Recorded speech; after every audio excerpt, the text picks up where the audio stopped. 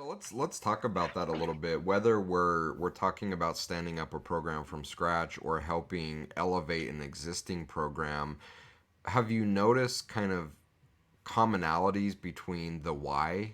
Why are companies doing it? Is it while everyone else is doing it? While we want to increase revenue? Is Have you seen some common themes on why companies are interested in investing in optimization?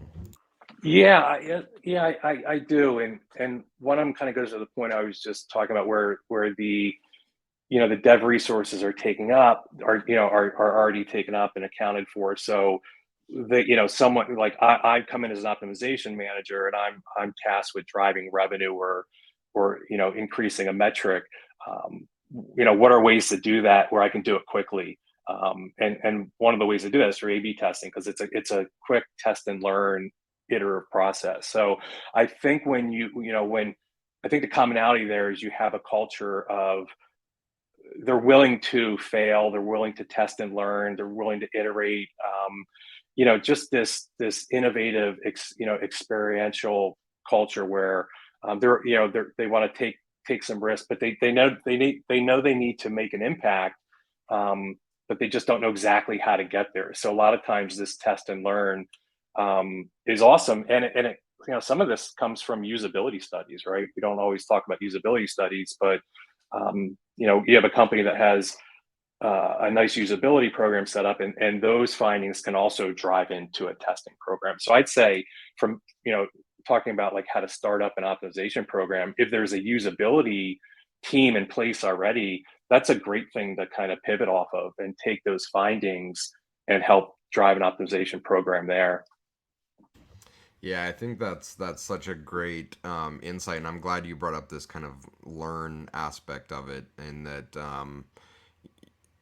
in optimization we kind of have this promise of quote being closer to revenue, which I from a often analytics is seen as a cost center. So anytime we can say, well, we're influencing revenue, that's a good thing, but Hmm. at the risk of if our tests aren't wildly successful in increasing revenue, is the optimization program a failure?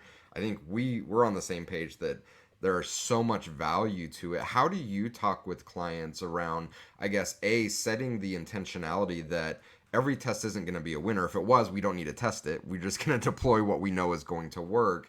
And B, helping them understand that the value, yeah, sure, it's great when we hit a home run and we really increase revenue or conversion, but how do you help them understand that the real long-term value is that these programs, when stood up right, really increase the velocity of our learning?